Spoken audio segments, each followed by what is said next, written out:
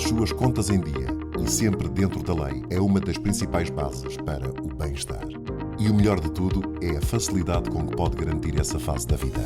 Explicar e entender em conversa simples e descontraída é o objetivo do Contas a Direito com Madalena Marques. Estamos aqui para ajudar e, portanto, dúvidas que tenham, podem colocar-nos. E Manuel Gomes. O que é que se pode fazer e onde é que podemos cair no erro? Pensamos que estamos a fazer tudo bem e estamos a fazer de forma errada. Na radioava.global. Boa tarde a todos. Cá estamos em mais uma Contas a Direito e comigo, que me chamo Madalena Marques e sou advogada, tenho o nosso contabilista Manuel Gomes. Olá Manuel. Manuel. Viva. Olá Madalena, olá a todos. Ora bem, hoje, Manuel, eu proponho-te que falemos sobre um tema que tem, enfim, sido alvo de alguma controvérsia e que é a fixação dos horários de trabalho. Ora bem, eu atrevo-me a dizer, como primeira regra, que a entidade empregadora é que fixa o horário de trabalho. Bom, sob determinadas regras, não é? Isto pode parecer um pouquinho desagradável, prepotência, por aí fora.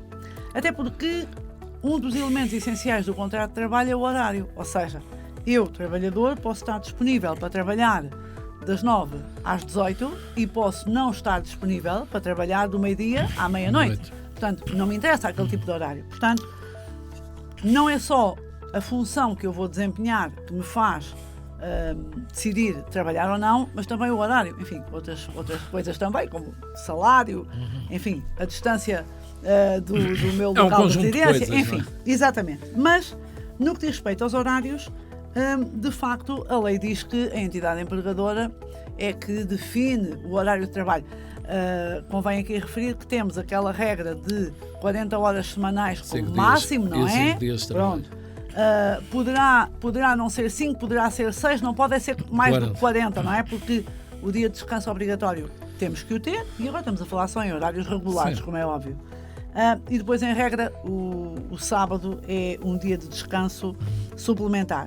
Mas a verdade é que a organização dessas 40 horas de trabalho, ela tem que ter em conta um princípio constitucional que eu acho interessantíssimo e que, lamentavelmente, cada vez mais é mais esquecido, e que é esta questão da conciliação da vida familiar com a vida profissional. É o regime da adaptabilidade. A este propósito, eu aproveitava só para referir o seguinte: vão ser publicadas aí umas alterações ao regime do teletrabalho, muito curiosas, com uma proibição para as entidades empregadoras de contactarem os trabalhadores.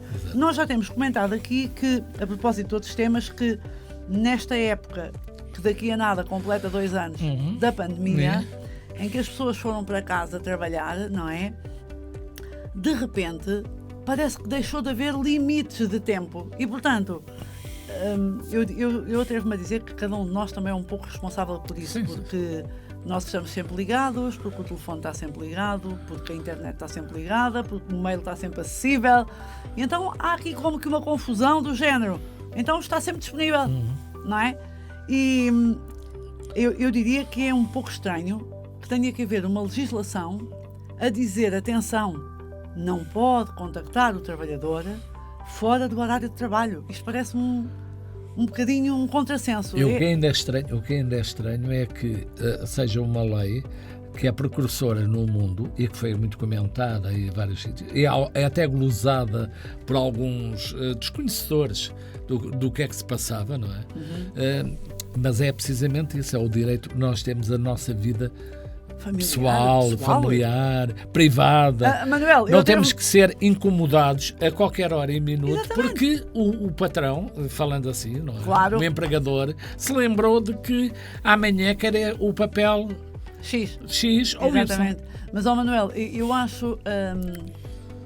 acho que nós devemos parar um bocadinho para pensar sobre certas coisas. E quando eu digo que é estranho que tenha que haver uma lei que nos diga isto, é porque parece que a nossa condição humana está anulada, não é? Portanto, nós somos Cada vez trabalhadores, estamos a tornar-nos mais irracionais. Portanto, nós somos trabalhadores e depois somos pessoas. Não é? Fica aqui...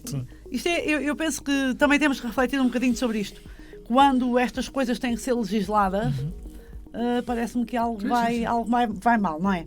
Ora bem, eu gostava de... eu propus este tema por uma razão também muito importante na minha ótica, e que é esta. Hoje em dia, como todos nós sabemos, temos muitas famílias monoparentais. Pronto. E temos as crianças, lamentavelmente, depositadas em creches, em escolas, em prolongamentos, no ATL, na atividade XPTO, porque o pai ou a mãe têm que trabalhar até tarde.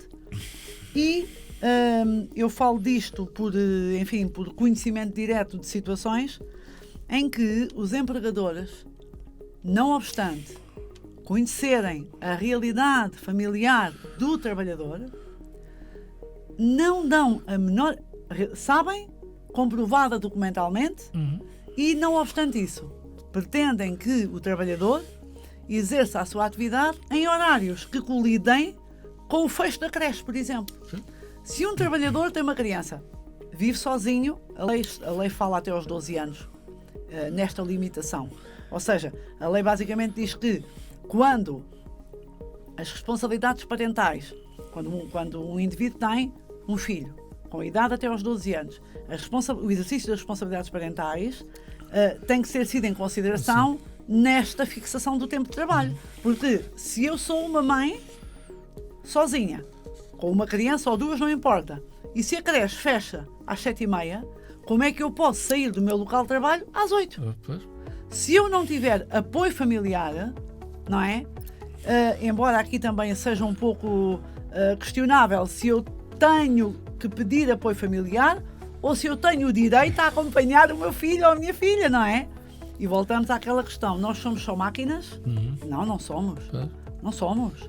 Por isso, final, o contrato, não é? Os horários de trabalho também podem ter a tal adaptabilidade que eu disse e que pode ter, tanto quanto eu tive aqui a estudar, porque não é uma matéria que também me mexa muito, mas acho que o Código de Trabalho prevê que seja uma adaptabilidade ou coletiva, ou individual, ou grupal. Por isso poderá haver aqui algumas nuances a esse horário de trabalho. Mas geralmente fala-se aqui em flexibilidade de horário. Ou seja, quando nós estamos a tratar, claro que podem ser essas figuras jurídicas se nós não estivermos a falar de um trabalhador só, não é?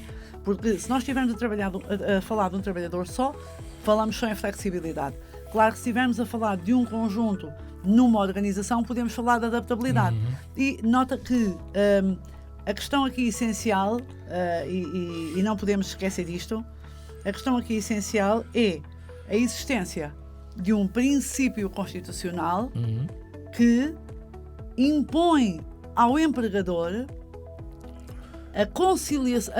a proteção, vou dizer assim, da conciliação da vida familiar e da vida laboral. Porque o empregador, ou seja, aquela norma que eu disse em primeiro lugar, que existe no Código do Trabalho e que diz é o empregador que... Muito bem, é o empregador que fixa, mas o empregador não pode, de forma alguma, esquecer o princípio constitucional que diz que tem que garantir a conciliação ou promover a conciliação, e depois também não pode esquecer normas particulares como esta que eu referi e que expressamente conferem aos trabalhadores que tenham crianças até aos 12 anos a possibilidade de exigir a prática de um horário flexível, não é? E esta questão que eu colocava sobre a creche fecha num horário e, portanto, o empregador tem que se adaptar a esse horário, eu digo-te com conhecimento direto que isto, para mim, parece uma coisa mais linear e fácil de perceber, não é? Sim, objetivamente, ainda não temos o dom da ubiquidade e, portanto, não podemos estar em dois sítios ao mesmo tempo e, portanto, há que gerir. Não há outra forma.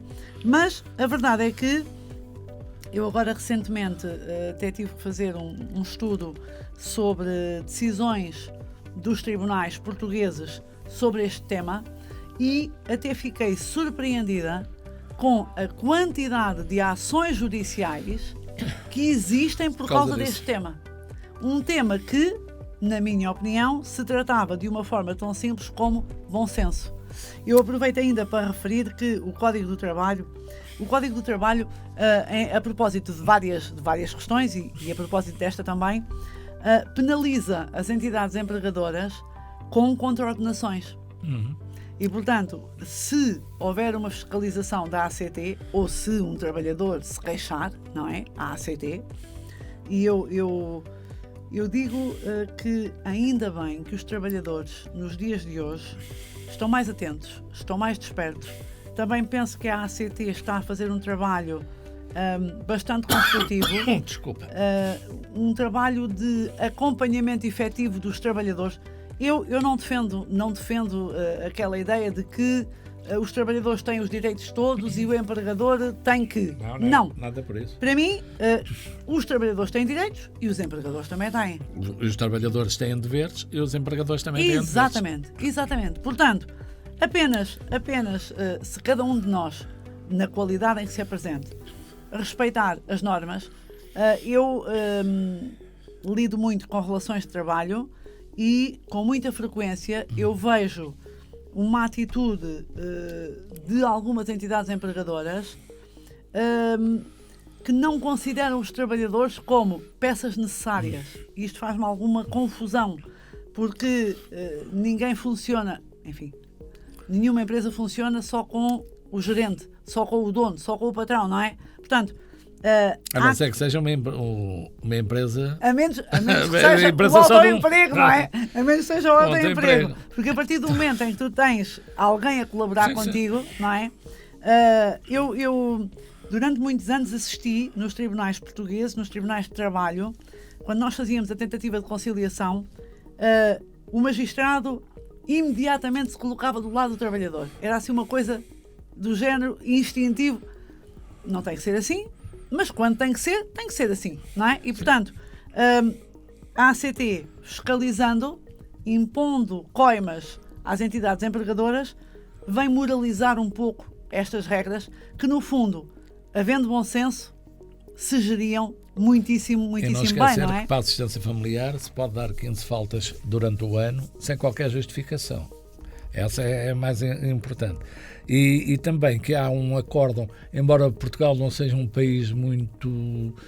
Não liga muito à jurisprudência, jurisprudência, mas há um acórdão que eu salvo é de 1998 que vem fazer vem expor muito isso, o que é a assistência familiar e quais são os direitos e os deveres das pessoas. Claro. E que talvez fosse bom de vez em quando isso ser reativado para as pessoas se lembrarem. Não há só deveres, também não há só direitos, não é? Isto é uma Manuel, mistura. Eu agora estava a dizer, estava a ouvir-te e estava a pensar, para as pessoas se lembrarem de que todos somos pessoas. Exato. Todos somos pessoas. Isso. Empregadores e trabalhadores, todos somos pessoas. Uma dimensão de trabalho e uma dimensão de porque familiar. Não somos robôs são outra coisa. Exatamente. Não é? E graças a Deus que não somos. E parece Manuel, que chegamos ao fim. E terminamos mais um programa. A todos recordamos que nos podem ouvir na radioava.global às sextas-feiras por volta das 18 e depois estamos também em todas as redes, não é? Sociais. Facebook, Instagram, YouTube. É verdade. Estamos em todo lado e à vossa espera sempre. Obrigada, Manuel. Obrigado, Madalena. Até à próxima. Radioava.global